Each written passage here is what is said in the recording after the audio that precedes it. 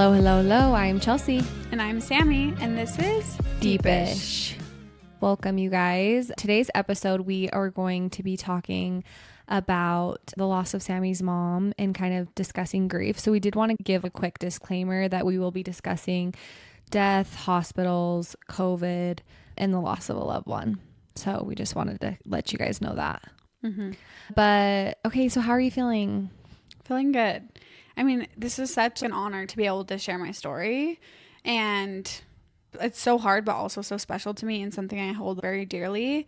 But I know I always look for content that people talk about this type of stuff because we all go through it, and it's something that I'm really passionate about sharing. And so overall, I'm feeling good. I am feeling a little anxious. I know, like right before we were recording, you're like, I don't know why I'm feeling so anxious. And obviously it's an extremely heavy topic. Yeah.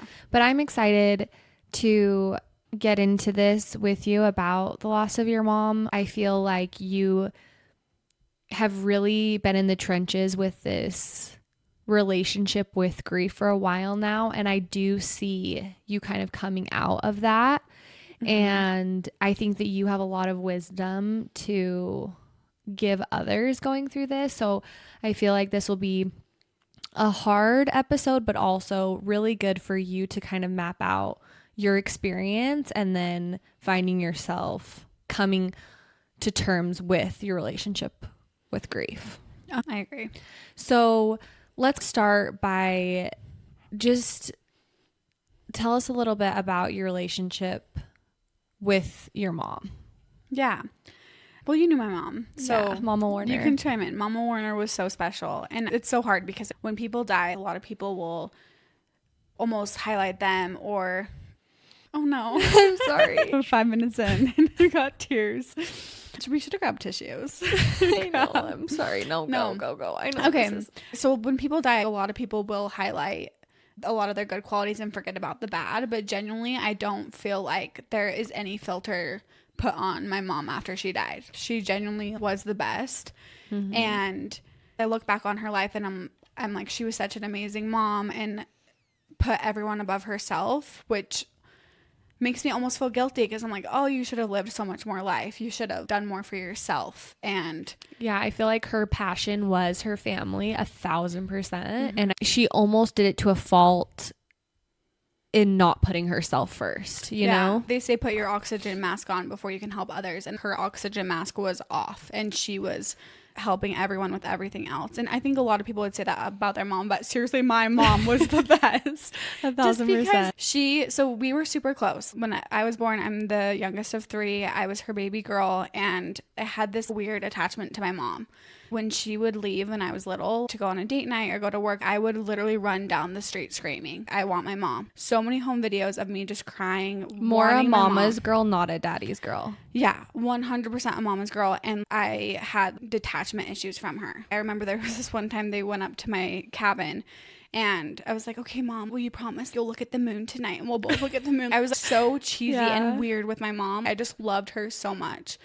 And that closeness continued throughout my whole life. As my 20s went on, she was my everything. She was my boyfriend, my husband, my best friend, my mom. She filled all of those roles for me because she knew, like at Christmas when my siblings were married, she'd get me my own stocking and extra stuff because she knew I didn't have a husband or a partner, and check in on me all the time. We had a text thread constantly going. We were so close, and she... like my dreams were her dreams. Yeah. She just wanted me to be so happy and would always talk about how bad she wanted me to have kids and how she can't wait to live with me when she's older, and I'll host Thanksgiving at my house and we'll just be together forever. What do you think her love language was? Gift giving, for sure. Acts of service. That was her, because that was definitely the way she gave, was gifts and acts of service. That was not how she received. She received, for sure, words of affirmation, physical touch, always just hand in the back seat, just squeezing 3 times. Like, really? Always. Yeah, 100%. And I think she needed a lot of validation because I think she put so much into being the best mom, and her whole life was us. And so she wanted to make sure she mattered in that and that we acknowledged things that she was doing. Like, she didn't need a bunch of praise and things, but we'd be doing something and she'd be like, isn't this so fun? Isn't it just the best being together? Oh, I just love this so much. She was kind of craving those words of affirmation. Yeah. But I think her ability for gift giving was always like, your dad is so thoughtful, and just has such a talent for just making something small amazing and grand and so thoughtful. But I feel like your mom was clutch with, gave you the basket of your dreams. I'm going to give you all the cool stuff, everything that you want and need. Do you feel like your mom was thoughtful like that, or more? My dad's definitely more sentimental. That's what I mean. He'll Sentimental. like pull on those strings of like the most sentiment. Like my dad, I feel bad for hating, because my dad is just the best when it comes to that type of stuff. Yes. Just most people don't think like he does. And I'm kind of similar to him, where we just are very thoughtful, very sentimental. My mom wasn't as sentimental, but her mom died when she was 9. Yeah. And it played a huge part of the kind of mom that she was. And the way that she grew up, of giving us, buying me. My dad was a sports writer. She worked for the state of Utah with foster care. And we didn't have a lot of money. But you better believe Christmas morning, I had the bedazzled white stitching True Religions. I remember the pink. I wouldn't even get Christmas jammies, and you would get the Victoria's Secret pink sweat set. Yeah. She would, I don't know, put it on credit cards or what. She just wanted us to never feel like we went without, because I think she just was like, my mom never got to do this for me. So everything was so special. Buying a dress for a dance, doing anything, going on mommy-daughter trips. Like, we'd go on trips, just me and her, a lot. She was very present, and you could just tell that she loved being a mom, and her kids were everything. And she was such a sprinkle of magic. She made everything extra special. Yeah. I remember this one time, oh my gosh, your parents are amazing, but they sent us on a trip, literally all-inclusive trip to to Arizona, this amazing spa, all this stuff. And we get into the hotel room, and she bought us all of our favorite candies. I don't know how she got my favorite candies, but all of my candies and yours. And she's so thoughtful, but it's like she always takes it the step beyond. Like, I'm going to make you feel extra special. I'm going to do this for you, but then I'm also going to make it tailored to be something that you like. And always just like Venmoing us, like, get massages on me. Or if we were out somewhere, she would Venmo us for dinner, like, dinner's on me. She's just very, just so sweet and wants your experience on this planet to be extra special. And that's what I feel looking back and reflecting on her. I wouldn't trade it. I'm so glad that she was my mom, because she was so special, you know? Yeah. And the bond that we still have is so special, and that love is still there. Yeah. And I feel like she didn't really think that about herself. Like, oh, I'm so important and so valued. She didn't think she mattered at all. And at her funeral, my dad, literally the first thing he said when he got up to the podium was like, I told you so. The room was literally overflowing. And he was like, I told you there would be 1 million people here. And that's what I love hearing, is so many people after she died came forward and were like, she would message me all the time. She was on Instagram, on Twitter, like, just in people's number one hype girl, of just responding to your stories. Oh, so cute. I love this. She was just magic in a bottle and was a light. And I feel like it's hard because she did have a really hard life before she married my dad, and they've gone through their own challenges, but she always just never really made it about herself. She'd rarely even get her hair done or do anything for her. Like, if there was extra money, it would go towards me or the grandkids now, or the other kids or family vacations. She was so just definition of selfless.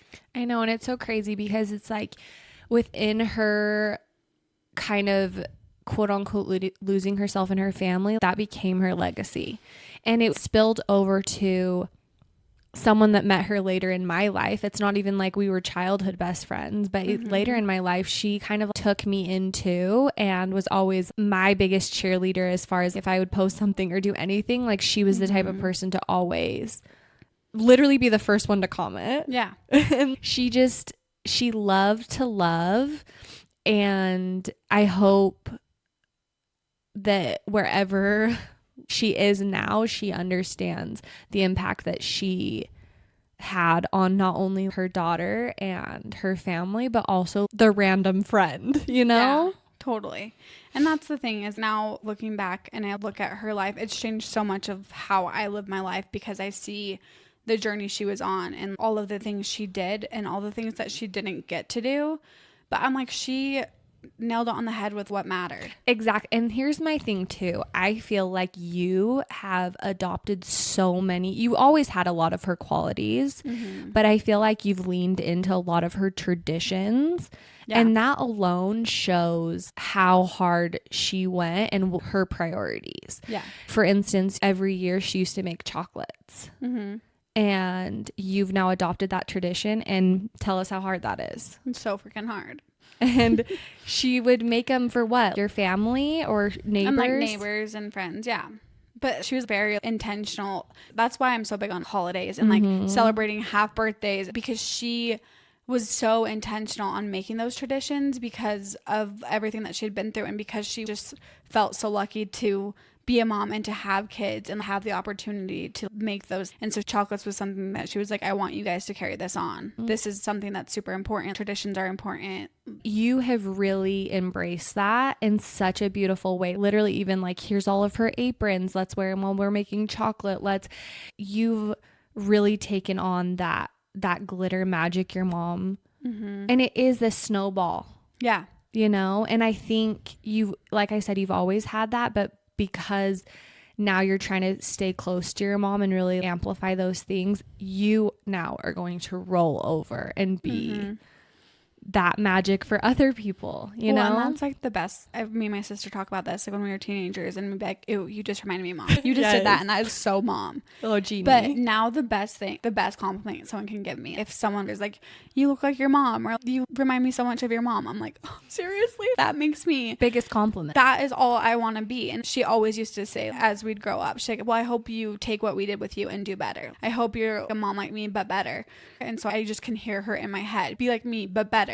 So I want to instill all of those things, but then also maybe do some of the things that she didn't get to do, which it's hard because I'm like, maybe be a little bit more selfish, but in the way of taking care of myself so that I can take care of others.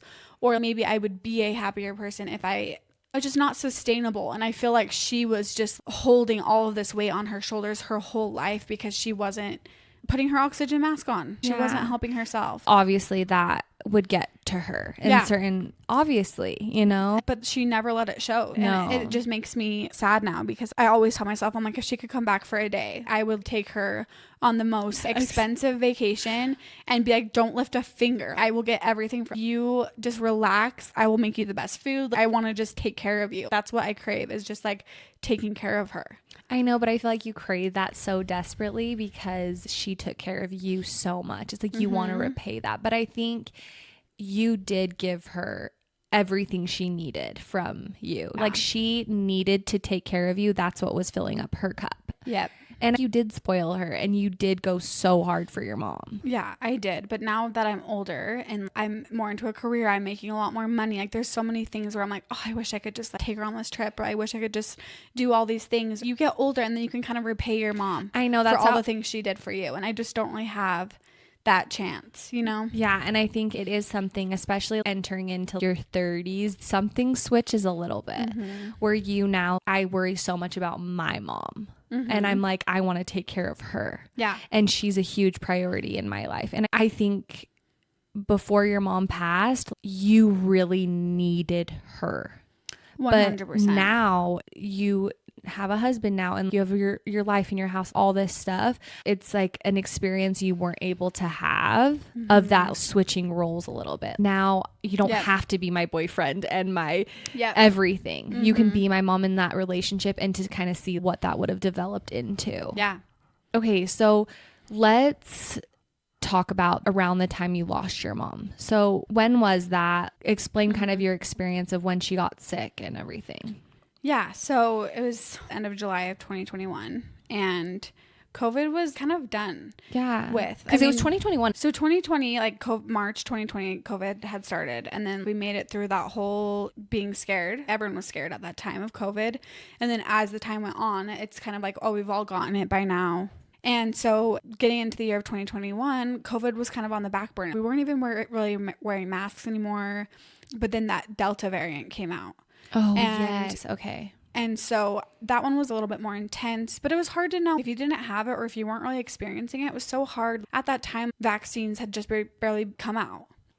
And we just all were so confused on what was true of COVID. Oh, yeah. Were the hospitals really overflowing? Was there somebody behind this? The COVID thing was so controversial. But we got through the pandemic. Things were back to normal. And then my mom got sick. So I remember I had this really weird experience. My brother's birthday is on July 21st. And so we went to Tucano's with my family for dinner. And it was just normal. We ate at dinner, but we all drove separate. And my mom had to meet my dad there or something. So we parked at the other end of the parking lot. My mom was like, oh, I'm parked over here. And we're like, oh, we're all parked over here. And I remember us joking like, oh, mom hates this. We all got to walk to our cars together and she has to be by herself because she has so much FOMO, hated being left out of anything. And so I remember giving her a hug and watching her walk away. And I literally almost started crying because I was like, oh my gosh, that is so sad to think about. And then I just had this sick feeling. I couldn't shake it. Like something bad's going to happen. But I literally texted you. Like I have the screenshot of the text I sent to. And I was like, I feel like something bad's going to happen. And you're just like, no, it's just this weather. What are you talking about? It's fine. And I'm like, no, I literally almost cried. Like, what if it's my mom? And then I remember calling her and be like, Mom, will you just let me know when you're home safe? I have this weird feeling. And she's like, yeah, what do you mean? So then she like calls me, like gets home safe and everything's fine, you know? So then 2 weeks later. That's this craziest premonition. I don't know if because you have those type of thoughts all the time. Yeah. Yeah. But that one, it's so like intrusive thoughts. Yeah, those intrusive thoughts. But that text message, you sent it to me yesterday because you're like reminding me about it. Yeah. And seeing the timestamp and just reading that, I literally felt like someone punched me in the stomach. Like the wind was knocked out of me. I'm like, I can't believe you sent this a few months before your mom died. No, like a couple weeks. Oh my gosh, a couple weeks. It was like days before she went to the hospital. And so that's what's so weird is I had that experience. She makes it home safe. And then it kind of just goes in the back of my mind. I have had some anxiety about death. And I always thought it was going to be my dad. I just felt like my dad was going to die early. And so I've had so many conversations with my dad, asked him to make me this soundtrack to get through life. We're very sentimental. And you're always asking your dad about his story. I want to know all these questions, but it was never your mom. Like obviously you fear losing your parents, but it was always your deep fear of losing your dad. Your mom just feels indestructible. Yeah, like, untouchable. Your mom loves you. Your mom thinks you're pretty. Your mom, yes, mom. But yeah, mom. She'll always be there. Nothing's going to happen to my mom. Yeah. But my dad, for some reason, I just had anxiety around him.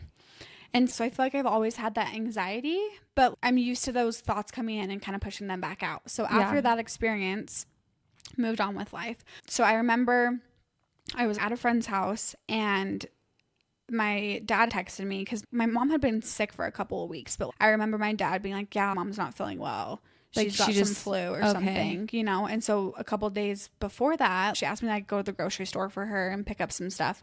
So I'd been over here, but I remember keeping my distance because I didn't want to get sick. And so I was just like, okay, yeah, your groceries are in there. Here's your food. Did she have COVID at that point? No, we didn't know she had COVID. Just like some weird flu, because we're like, oh no, what if it's COVID? But she's like, no, I've been throwing up. I think I have the flu or something. And so she had been sick for probably like a week. And so my dad had texted me and he's like, I just took your mom to the Instacare and we both have COVID. They're keeping her here overnight. Was her oxygen low or like why would so they it was her oxygen her? low. Her oxygen was lower. Yeah. So they wanted to keep her there just to monitor her oxygen overnight. And so my sister and my dad had both tested positive for COVID because they all lived in the same house. And so my dad was like, is there any way you can go stay with mom? So I was like, yes, of course. And luckily I had been vaccinated at that time because I worked at a doctor's office and we got early exposure to vaccines. And so I was like, yeah, I feel totally comfortable going. It's fine. So I go and stay with her overnight. I literally just grab a toothbrush and like a change of clothes. And she was at the Instacare or at the hospital? The hospital. Okay. But not in the ICU, just on the main level, just monitoring overnight. Okay. So I remember getting there and just being like, sup, mom? I brought us some chick flicks. Let's just chill, hunker down and like ride this one out. So she was awake and talking in the normal. Okay. Yeah. And so I remember the doctor came in, we're ordering food from the cafeteria. She obviously wasn't feeling good, so she was sleeping and stuff, but we were watching movies on my laptop. It was very normal. Yeah. I was putting a rag on her head, like trying to get her what she needed, you know. And the first day the doctor came in, gave her this little pump thing to help her breathe. And Wait, a pump thing. What do you mean? it's this thing that you have to hold up to your mouth and pump, basically just like helps Getting you expand your air. lungs and like get you air. And she would have to do that a couple times a day, just a kind of like physical therapy to get more oxygen pumping. So they were really worried about her oxygen at this point. So she found out, basically, she's like, I think I have pneumonia and COVID, so they're keeping me here overnight. And so every time they came in, they're like, okay, we're just going to put some oxygen just through your nose. And that will help keep your oxygen levels up. So that's just a normal oxygen you can just pull on, pull off. So you can still drink, you can still eat. Were you looking at her numbers at this point? Oh, her oxygen's low or anything. Do you remember that? No, not at this point. At this point, I was literally just like, okay, can we go home now? I was just like, she's fine. This is like a quick overnight. Let's get her some IVs. Let's get her out of here type thing. And so they're like, okay, well, we want to keep you here another night. Your levels still aren't where we want them. So we stayed another night, but then I had to go to work the next day. So my brother came and stayed. That was like day 3. I went home. So we're like, the rest of our family has COVID. They can't be here, but they wouldn't let my sister or my dad in. Oh, but you couldn't have more than one person there, right? It wasn't. Yeah, it like... you could have 2 visitors a day. Okay. So we could switch, but nobody else could go. Okay. At least at the time that we were there. Okay. In the hospital that we were at.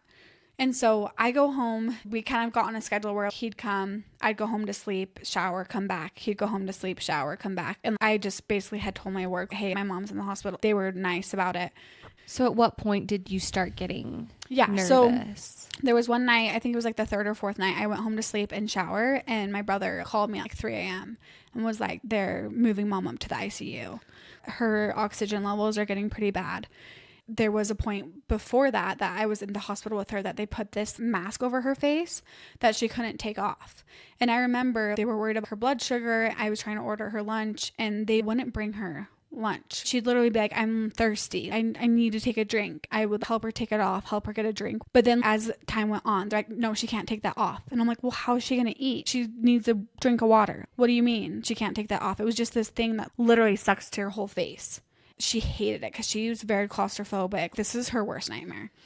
So that was before Erin said they're moving her up to the ICU. Yeah, so that was before. And so then probably the next night, my brother like, hey, they're moving mom up to the ICU. She's not doing well. So I go back that morning and I get there and she's like, don't leave me again. Please don't leave me. Because I think she just felt comfortable with me and was just kind of like, I need you like here with me. Yeah. You and your mom have an extremely special bond. Yeah. Well, and that's the thing is like she has very special bonds with each of her kids differently. I just think there's just a level of comfortability where she could just be like, I need this or whatever, you know? Yeah. So she's like, don't leave me. I need you here. I'm like, okay, I'm not going to leave. I'm calling my work. I'm not going anywhere. I will stay here with you. And it sucked because she wanted to take that mask off so bad. Where she'd be like, please, I have to take this off. And I'm like, Mom, no, you have to keep it on. You have to keep it on. And she's like, I can't breathe. And I'm like, no, you have to keep it on. So and it's hard because my dad is so sick at this point too. He's at home. He's asleep. My sister's asleep. Me and my brother are just like, trying to make the best decisions for her health. And we don't know what we're doing. We don't know what's right for her. And your dad was, at this point, he was really sick with like COVID. he was asleep. out. He was out. Yeah. It was a lot of responsibility on you and Erin. Yeah, for sure. And so as things go on, it's weird because it doesn't really hit me. I remember I'm like, this is hard. This sucks. She's going to be okay. And so as the days go on, they're like, okay, her oxygen's not getting better. Basically, her lungs had a lot of scar tissue on them and they needed to heal. So she had the feeding tube and I would try and fall asleep as she was asleep in the middle of the night. And she'd be like, I need to go to the bathroom and take off her mask and alarms would go off and nurses would rush in and be like, you have to keep your mask on. You have to keep your mask on. So eventually they had to tie her wrist to the bed and sedate her to keep her calm because she was just so anxious that she could not stay calm enough for her heart rate to stay good, for her breathing to stay good. They're like, if she doesn't calm down, she's not gonna make it. And so I'm like, Mom, please try and stay calm. And the whole time panicking, but I cannot let her see that. I'm like, Mom, it's totally fine. You're doing great. So then discussions started happening where we'd have to make sure we were there and ready to make decisions when the doctor would come once a day at like 9 a.m. And so there was a Saturday, the doctor came and was like, we think that we should intubate your mom and put her on a ventilator. And my brother's friend is a nurse, and he's like, ventilators are basically a death sentence, but we don't really have a choice at this point because she is so panicky that we kind of need to put her in a medically induced coma for her to calm down and for her lungs to recover. So at this point, me and my brother are there together, and we're calling my dad, do you think this is what we should do? My dad and my sister are like, yeah, but let us come talk to her first, because we don't know, like, it was just weird because in my mind, I'm like, she's going to be fine. Me and my brother were trying so hard to stay positive. Like, oh my gosh, her numbers are great. She's going to be totally fine. And, but knowing that once she got put on that, she would pretty much, like, that would be goodbye. And so even at that point, she was so sedated that she was talking here and there, but you could just tell she was just miserable and trying to just grit and bear it and get through what she was going through, So me and my brother step out into the hall because she can't hear us having any of these conversations. We can't tell her we're going to put her on a ventilator. Yeah, she would freak out. No, yeah. So a family member came, and my mom was like, my mom loves her, but she's like, I don't want to talk to her. I can't talk to anyone right now. It's hard for me to hear. I can't talk. She's like panicky. Any visitors come, please. And I'm like, Mom, it's okay, Mom, because she can't be left alone because she's going to pull her mask off. And I need to go out to the waiting room to talk to my brother about what's going to happen. We have to call my dad. We have to tell the doctor we're ready to put her on the ventilator. And so I'm just like, it's okay, Mom. I'm sorry. I know you don't want her to come in, and I'll be right back. And that was the last thing I ever got to say to my mom, because we were at Utah Valley Hospital, so we walked to Macy's to get ice cream cones, which I'm like, why did we do that? But my cousin was like, just go take a walk, make sure you guys feel good about this, and then come back and we'll make this decision. And so I'm just like trying to be happy, like, we'll be right back. It's okay. I'm sorry. I know you don't want to do this right now, but I'll be right back. And my aunt calls us and is like, the doctor's here and he's ready to go. And so we literally chuck our ice cream cones in the garbage. And wait, what do you mean the doctor's there and ready to go? Because he was like, I'm here, make a decision. Yeah, we'd been back and forth on the decision, and then we had talked to the doctor in the waiting room. He came out and was like, here's the risks, here's the probability, this is why. So then we're on speakerphone with my dad, and me and my brother are like, okay, we think we should move forward with this. And so he's like, okay, I'll let the nurses know. Everything was so slow moving there. Hours between the doctor coming back in the room because he has a whole floor of sick patients to see. Like the ICU is just a hot mess. And at the time, wasn't the ICU packed? Yeah. And during this time, things had just been getting worse and worse with COVID. They were limiting down how many visitors you could have. While we were there, things were changing because the Delta variant had spread so fast. Yeah. So we sprint back, and I remember walking into her hospital room, and she is face down. And they're literally putting the tube down her throat, ready. And I start bawling, and I'm talking to my cousin. I don't like seeing my mom like that. And so then it was another 10 days that she was like that in the hospital. And there was this number called your PEEP, and that needed to be down low enough for her to get off the ventilator. So if her PEEP was 10 or below for 3 days in a row, she could get off. And so me and my brother were watching that like a freaking hawk. Just, oh my gosh, my brother would text me like, her PEEP is at this. Or like one day my brother texted me and was like, I talked to the nurse and she said that Mom was the best patient on that whole floor today, and she's never seen someone bounce back this fast. And so we would just be like, yes, she's gonna make it, whatever. And at my mind, I'm just like, okay, what's this recovery going to look like? She'll probably need to go into like a rehab facility for her lungs. I'm thinking about, okay, what's after this? And not even thinking about, I really don't feel like I let my mind go there. She's going to die. But wasn't it like her life would be extremely altered after that if she would have lived? Yeah. So once we got to the end of that 10 days, it was basically, okay, we have to make a decision on what we're going to do now. And either we pull the plug or she's going to be on oxygen for the rest of her life. Or maybe even have a tracheotomy and have a tube put in through her throat. And we just knew her and knew that she would not want that, and that would not be a quality of life that would be good for her. So in those final days, my dad started feeling better. So he came, and my sister was able to come, and basically towards the last couple of days, it was, let's just see how she's doing. And then the second to last day she was there, they were like, her organs are failing. And every time that they would come in with different news, there was something that we were like, okay. So really that was like the factor where the doctor was like, her organs are failing and there's really not much that we can do. It's just a matter of time. These machines are keeping her alive right now. So we just took some time with her, and it was hard because here I am talking to her, but she's in a coma and I'm just telling her goodbye and telling her I love her. And I don't know if she heard, and my dad's just like, please squeeze my hand, and she didn't, and she just was completely out of it. Did you guys each take turns talking to her separately, or were you guys all together? Yeah. So we each took as much time as we needed with her separately.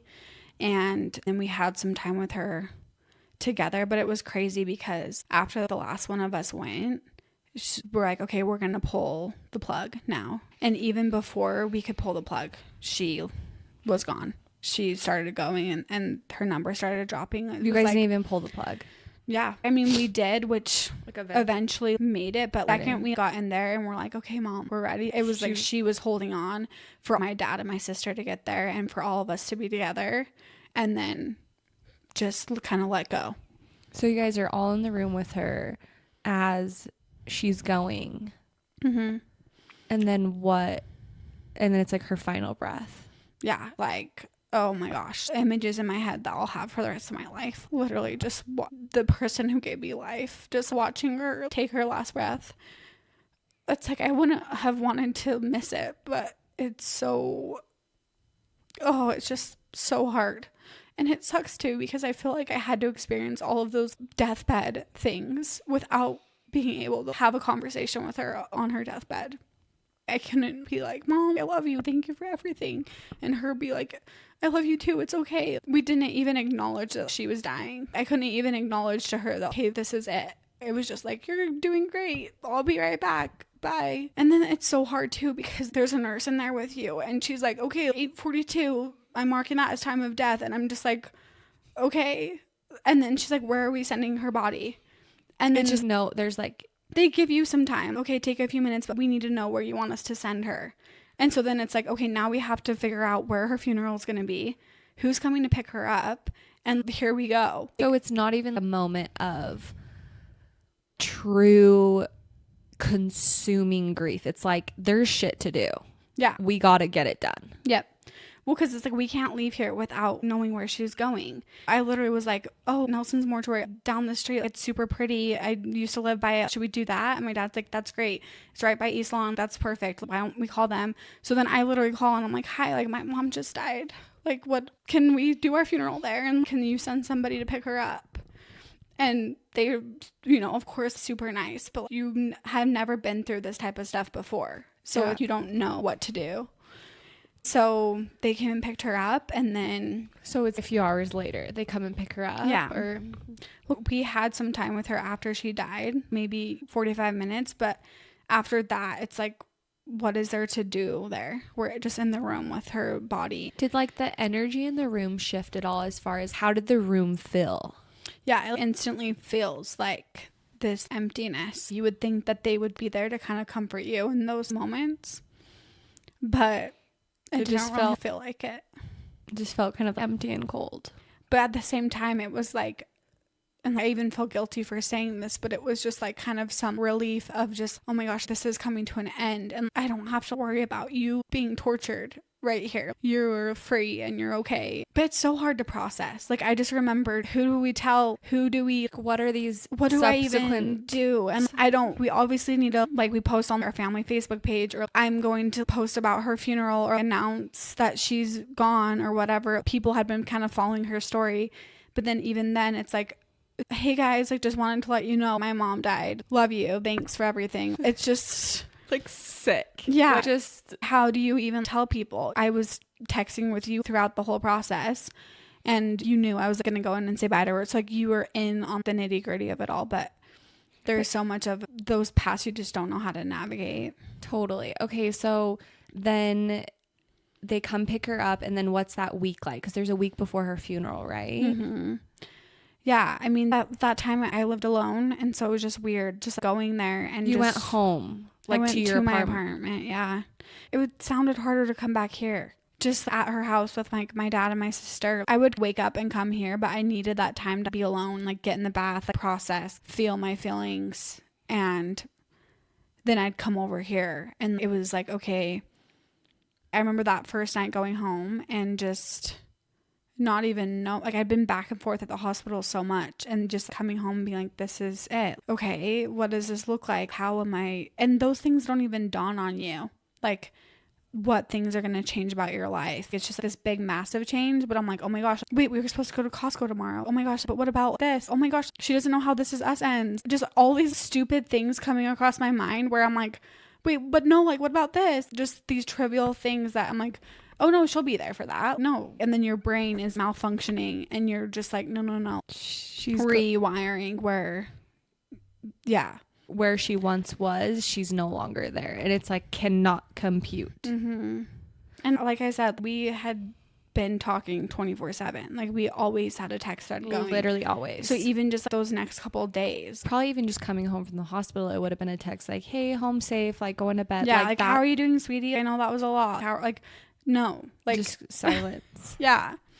And explain kind of the relationship of her passing with COVID and how people like showing up for you. It was so scary and political and all the things. How did that play a role of how she passed and how people were showing up for you? Yeah, it was a hard time. I'm grateful because if it would have been earlier in COVID, she wouldn't have had a funeral. It would have been way more taboo. Whereas it being later, we had a totally normal funeral. Some people wore masks and stuff. Like some people were freaked out by it, but a lot of people, it was fine. But it is hard. I remember not as much anymore, but at the time, people be like, oh, how'd your mom die? Oh, COVID. And then it's like, oh, was she overweight? Oh, was she not healthy? Oh, did she have diabetes? That kind of made sense to them of just like, oh yeah, government. Oh, was she vaccinated? Oh, she wasn't vaccinated? Okay. Oh, she was vaccinated? Okay. You know, just so many people were reaching out to my dad to do articles on her of dying and not being vaccinated. And I feel like people kind of just write it off of, oh yeah, she wasn't vaccinated. Oh yeah, that makes sense. Like that's what COVID does to those people. And that's probably another layer of just having to navigate those dynamics of what the world was going through. Like she passed it in a way and at a time that it wasn't just like, oh, my mom got in a car accident and died. There was so many other factors and things at play there that you're still just kind of trying to deconstruct the loss of your mom. And then there's all these other outside factors that are playing a part in the loss of your mom, which also seems so unfair. And just the politicalness of it all is really hard. But I'm grateful it has died down. I remember that was really hard. But now it doesn't. It's just my mom died 3 years ago and people don't really, the whole COVID thing. Yeah. It's kind of like, oh, that's crazy. She died from COVID. But it's not a thing anymore, which Absolutely. I'm grateful for. Yeah, I agree. So then the funeral, how was that for you? Oh, it's so hard because I look back at those days, the funeral specifically, and I loved that day. Yeah. Even though that sounds so messed up to say, but just like celebrating and even just my family planning the funeral, it was so seamless and we were all on the same page about everything where we're just like, yep, she would love those flowers. This casket's perfect for her. We were all just so in tune. I just feel like having a day where like people came together and talked about her and I got to share my feelings on her and just a day to honor her. That might be an unpopular opinion, but I really do feel like I look back at her funeral and I cherish that day. And one of our friends made a video for it and I watch it all the time and I listen to my talk all the time. I find joy in facing it more than I think other people would. Yeah, I've noticed that about you. You love obviously talking about your mom, but also I think the funeral was so special for you because you love honoring people. You love being sentimental and putting things together. And I feel like a lot of kind of your talents were put on display of all of the little details were beautiful and so special. And it was like, this is my mom and let's celebrate her. Yeah, for And I sure. think you and your family did an amazing job at honoring her. Mm-hmm. How was seeing her in the casket? It was hard. Seeing her in the casket wasn't as jump scare as other funerals because I literally watched her die, and we went and got her ready, did her makeup and her hair, and me, my sister, and my sister-in-law. And that was super special. That was really hard, seeing her embalmed and prepped and ready to go. I had already seen that before the casket part. So when you got there to get her ready, was it like, oh my gosh, or did it feel special right away, or? No, it was hard. We walked in and we were like, Mom, that's so hard to see.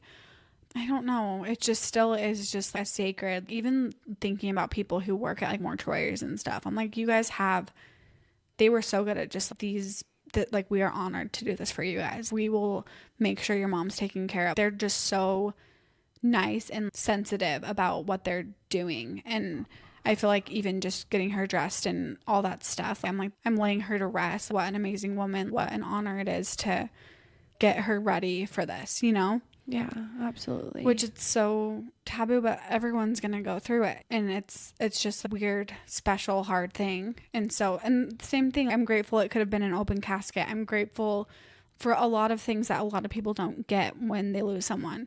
Is there a part of her funeral that really sticks out to you? Oh my gosh, when my niece got up, we did like an open mic at the end, and my niece got up and was like, I'm the granddaughter of Mima. And she really was an angel, just talking about it. And it was so tender. I loved hearing from other people. And I loved just seeing so many of my old neighbors and old friends and just people just gushing about my mom. And it was packed. It was they literally didn't have enough seats. No. Yeah. People are just standing in rows at the back. Yeah.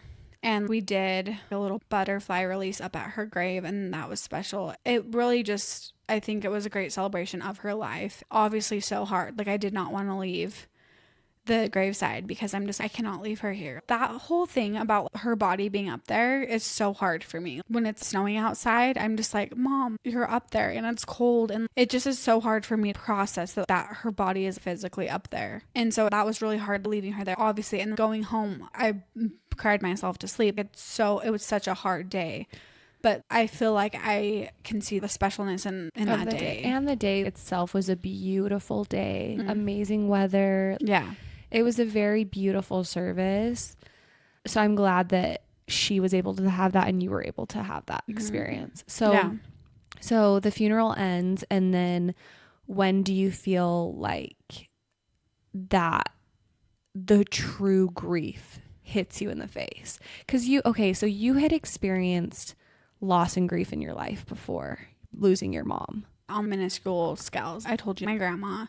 But what was weird is I had an ex-boyfriend die that same year. Yeah. Like months before my mom, which, I mean, we had been broken up for years, but that was really weird knowing someone I was so close to at one point in my life dying. I felt like it was kind of a good preparation of, okay, here's a little and then here's a lot. Yeah, it was like your grandma, McKay, and then your mom. So do you feel like that prepared you in any way? Yeah, it did prepare me of just mentally grasping that, being able to grasp death and someone that I was once so close to being gone and what that reality is like and just the afterlife and things like that. But obviously it's so different. It's small, big, like massive loss. The most important person, my whole foundation is gone. Yeah. So when do you feel like that moment of that grief sets in? Yeah, I feel like the grief, like the magnitude of the loss sets in the second people stop caring. And that's not even a hit on anyone else, but it's once people go back to their normal lives and the sound dies down of all of that, it's like, oh, I'm stuck here with this lump in my throat. I can't breathe. I can't do this. Obviously, grief is so different for everyone, but losing a mom, it's a very specific kind of loss because I feel like there was so many times where I literally would just be crying and I'm just like, Mommy, like, Mom, come get me. You revert back to your inner child. And I'm just like, Mom, I need you. Come be here. And so I feel like that was really hard. There was like a lot of times where I would just find myself just crying and being like, how can there be a God if a mom sees her child in so much pain and she can't do anything to comfort them? And just feeling like a part of my soul died. Literally, the person that like, gave birth to me, gave me life, raised me, taught me everything is gone, and I'm supposed to just go on without her. How quick did you go back to work, like your normal life? Was that... I think I had the week off. I remember her funeral was on a Tuesday, and I was like, okay, I can be back on Friday. And my boss was like, come back Monday, which my work schedule had already been so weird because she had been in the hospital and stuff, but it definitely wasn't enough time. Yeah. Going back to your normal life, did it just all feel so meaningless? And like, why am I doing this? What were some of the stages of grief that you were experiencing right in the beginning? I remember going to dinner with some of my friends and one of them being like, how are you here? How are you still standing? What is happening? And I'm just like, you don't really have a choice but to move on. You can stay in bed or you can keep living and keep going. I feel like that's something that you've consistently said to me ever since you lost your mom, was like, I don't have a choice. And I always kind of push against that because you obviously have gone through it and experienced all the emotions, but how you've conducted yourself since losing your mom has been inspiring. And so just, I can't believe a human can experience that loss and act the way that you conducted yourself after. Yeah. And that's a literal choice. And that's the thing, is we've had these discussions where I'm like, I need to be better about like, accepting that compliment. Because when people are like, oh, I would have never handled it like you did. I'm like, you just don't have a choice. Yes, you would, because you don't have a choice but to wake up and keep going. And then you remind me, no, but you do have a choice. But it just, that alternative just doesn't feel like an option for me. I think you would agree with this. You're proud of how you handled yourself. Yeah, I'm proud. And I think my mom would be really proud. Yep. And that's what makes me like in those moments of honoring her, or it's all I want to do is make her proud. Yeah. Okay, so going back to, what do you feel like the stages of grief were like for you? Yeah, so at the beginning, you're trying to get through things, you're trying to just process, and it catches up. They say grief knocks at your door whenever it wants, at any time, at the oddest times, and you have no choice but to answer. I remember just going to the grocery store for the first time and just bawling in the aisle because I didn't know where the freaking cayenne pepper was or something. And I'm like, I can't call my mom and be like, Mom, where's this? I don't know. Or me and Hayden I was cooking chicken and I had let it de-thaw overnight and I was cooking it. And he's like, you can't do that. And I was like, yes, I can. He's like, no, the chicken goes bad. We got into some fight about chicken. And so he's like, I'm going to call my mom and she can confirm, like, whatever. And I just chuck the chicken in the trash. And I'm like, yeah, call your mom because your mom knows best and blah, blah, blah. Because I'm just, this freaking sucks. Like, I am entering this new relationship and I don't have a lighthouse to guide me on how to cook for this dude or how to do anything, you know? And I remember a couple months after we went on a vacation and I was crying mid-flight because I was like, oh my gosh, my mom's not going to like text me and ask if I landed safe. Nobody cares that I'm on this flight. Nobody cares about this doctor's appointment that I just went to and what they said. Nobody cares like your mom. Losing that kind of love and knowing that nobody loves you like that anymore, and all of our memories and all of that love, she took that with her when she went. And so it's on me to remember and on me to carry on. But it really was like such an empty feeling about like nobody cares about me and nobody loves me like a mom could. Yeah. So do you feel like it was kind of the classic depression, anger, or was it all encompassing? One day you would feel all of them, the next day you would feel this or that, or I'm feeling a little better today, but tomorrow's the worst day ever and I want to punch everyone in the face. How was that? Yeah, definitely anger, bitterness, feeling like I got gypped, feeling like it's not fair. You know, when you're a kid and you're stomping your feet and you're like, this isn't fair, it's not fair. That is the feeling I would feel all the time, where I would want to just rage. Like, this did not happen to me. Not me, not my life, not my mom. I cannot believe. But then also at the same time, why not me? It has to happen to everyone. It's just the timing of things that feels so unfair. Yeah. So the first year she's gone, do you feel like you're slowly getting a grasp on grief, or how does that look?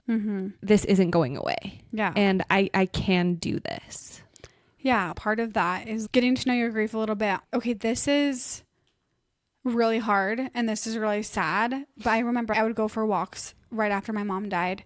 And I remember being on one specific walk. I remember the sky was so pretty that day. And I felt this joy, just this fluttery happiness in my heart of like, oh my gosh, life is so good.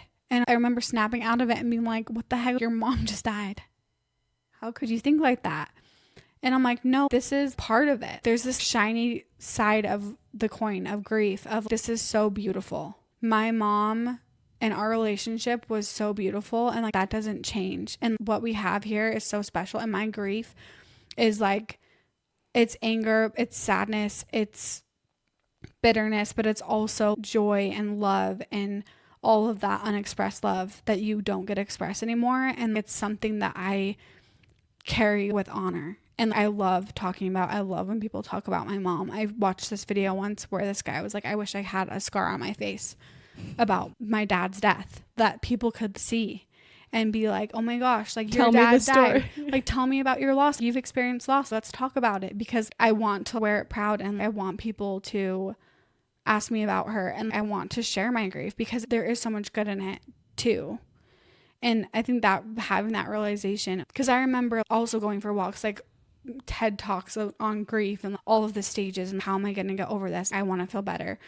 And like, you know, when you're going through a breakup, that's a feeling that everyone can relate to. When you're going through a breakup and you fall asleep and you wake up and that sinking feeling of, oh my gosh, we broke up last night, and your heart hurts and your stomach sinks, that feeling I had all the time where I'd wake up and be like, oh my gosh, this is not a dream. Like my mom is gone. Or even dreaming of her. Dreaming of her is so hard, where I will be 2 years in and I have a dream of her and I wake up and I am messed up for the rest of the day or the rest of the week, where I'm just like, that was so real and she said this or this happened, and now like how can I live without my mom? And so I think there's just so many sides of just knowing this grief is going to be with me forever. And people just think grieving is a stage in a period of time, but it's a stone that you carry in your pocket forever. And at first it's super heavy and eventually it gets lighter. You can always feel it, but it gets lighter. I love my grief and I want to keep it forever because it's my mom and it's the only route to her, to feel close to her. Yeah, totally. Is there anything anyone said or did or anything you learned throughout your grief process that really stands out and that helped? Yeah, I mean, when people say like just show up, literally just show up. One of my friends that I hadn't talked to in 10 years had soup dropped off the night my mom died and was like, there's dinner on your porch, like, if you guys want it, if not, just throw it out. I'm like, how did you even know to do that? It was such a helpful thing. Or just people remembering her birthday and her anniversaries and just wanting to keep her alive, having that same goal of like, hey, I thought of your mom today. And I'm like, oh my gosh, you did? Like, what about? Tell me about it. Because keeping her alive is the best thing that you can do for someone. Because that's what's hard. Is there things that make it worse? Or is it just... It's hard because most things people say are all out of good intention. Like most people are going to come to you and be like, hey, this or that. And they'll kind of inflict their beliefs on you because it's a comforting thought to them. But to you, it's not as comforting. You know what I mean? Yeah, I guess how's your relationship with belief been? Has there been moments where you have felt your mom profoundly, or you believe in something more or less, or how has that been? It's so hard. That is like such a complicated thing for me right now because I'm very lost at what I believe and what I actually think it looks like after this life. I want to be clear on it, and I wish that I just could go back to my roots of being like, everything's happiness and sunshine and there's a heaven and she's up there waiting for me and she's holding on to my babies and all of these things that people feel the need to share with me.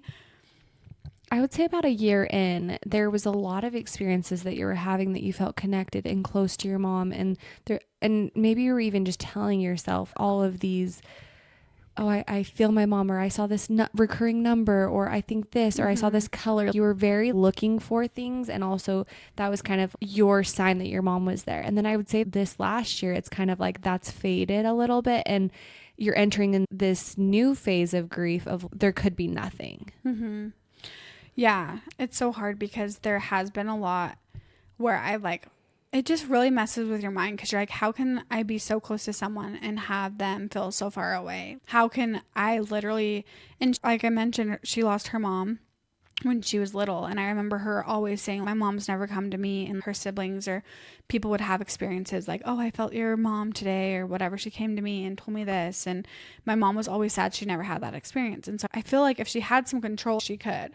I've never had a defining experience where I'm like, Mom, that's you. You're here right now and you're telling me this.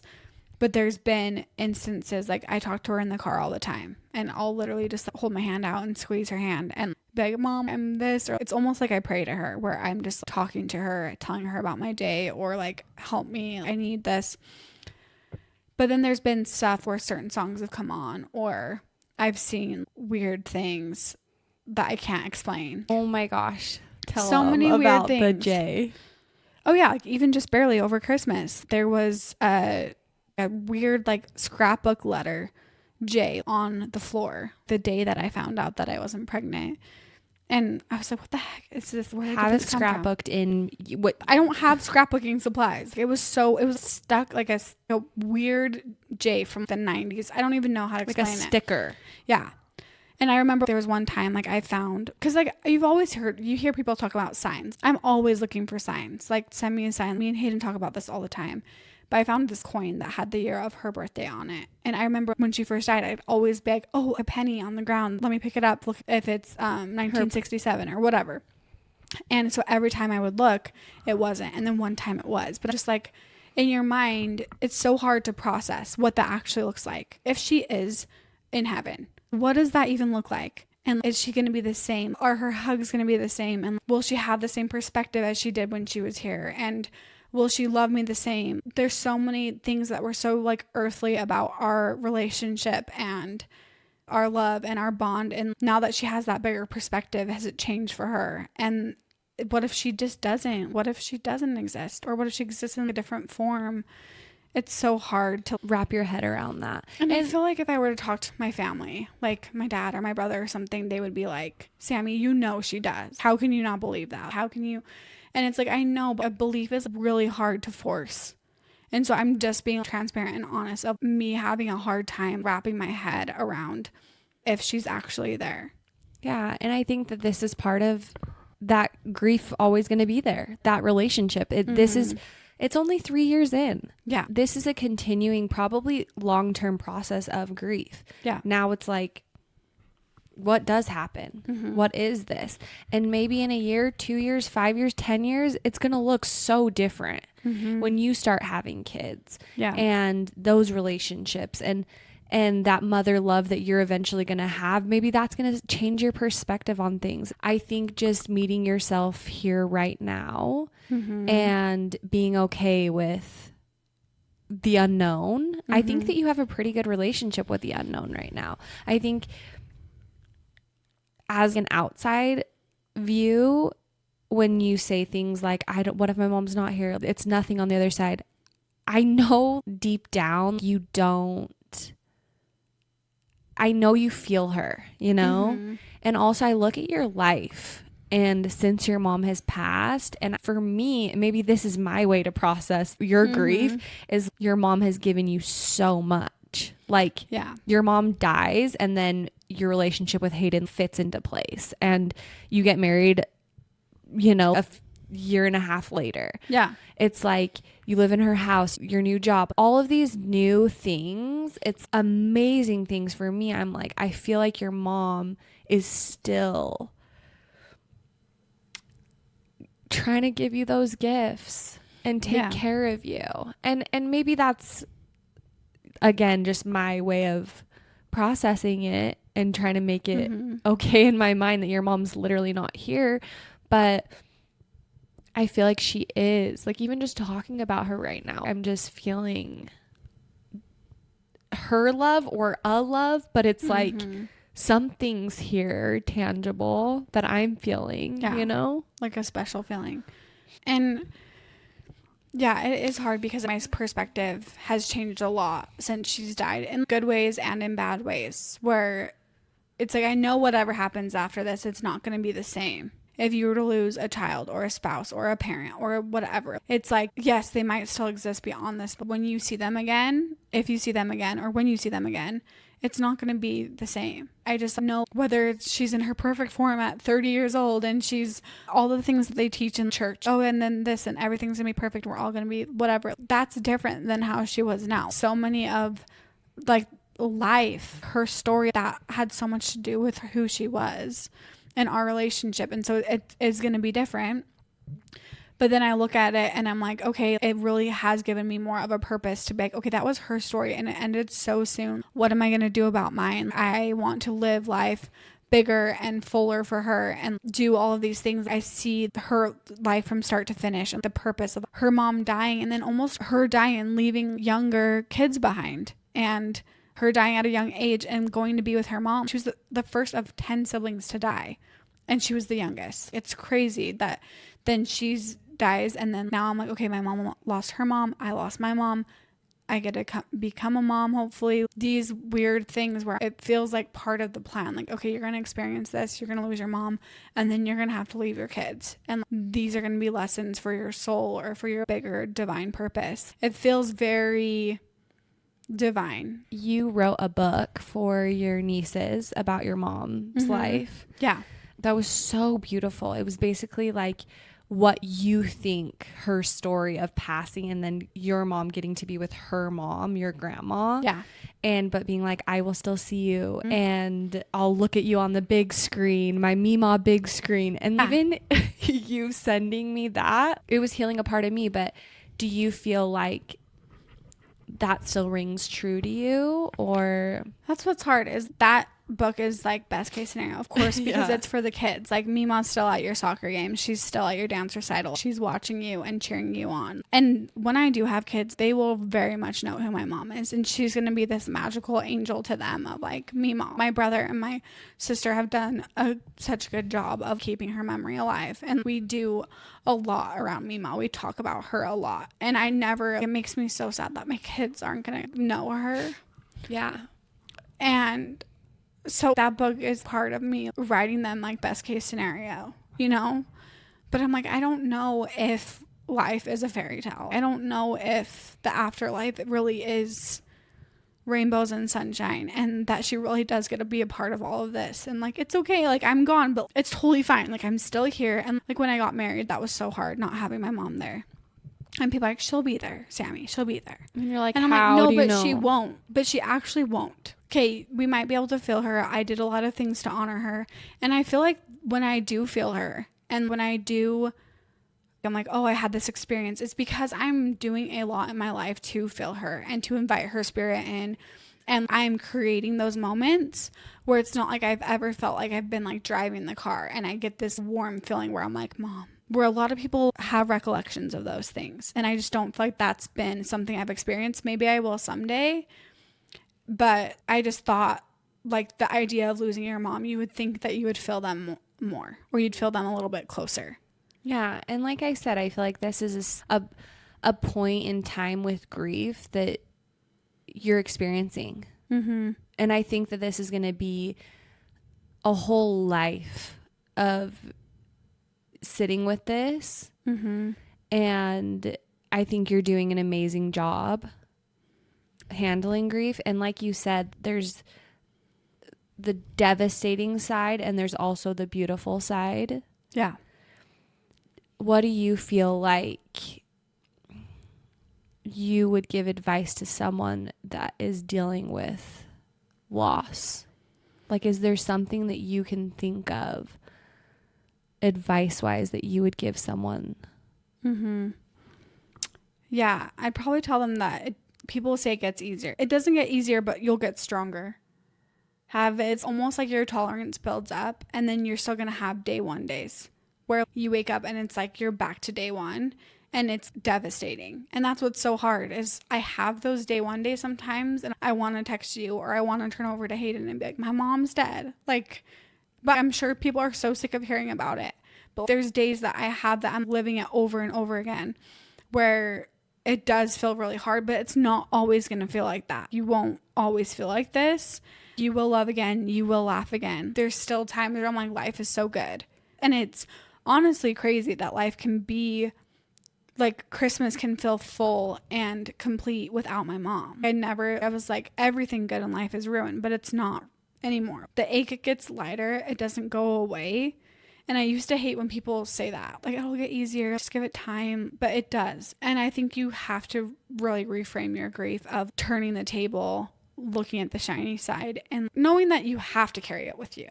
Hey, this is going to be with me, but I'm going to add some good things and see some of the good in this because it's something that is a part of me and attached to me for the rest of my life. Yeah. Yeah, definitely.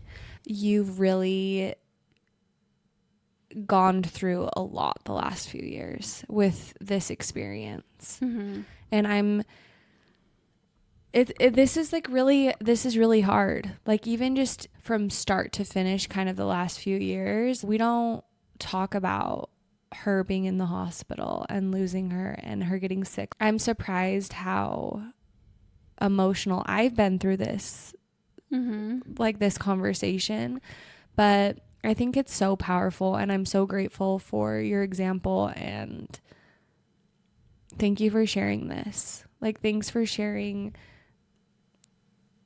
your experience. This is a part of life. And literally, if no one hears this, I'm grateful that we've had this conversation and hopefully you can listen back on it and it can be something to remind you of this time and space that you're currently in with your relationship with grief. Yeah. And thank you for talking to me about it because it really is an honor to be able to talk about her and my story and have that documented or have other people hear. Yeah, totally. So I just wanted to ask one last question. If you could tell your mom one thing right now, what would it be? Oh, that's hard. I feel like I would tell her thank you. Just thank you for everything. I would just beg, thank you, thank you, thank you. I love you, I love you, I love you. I'm sorry, I'm sorry, I'm sorry.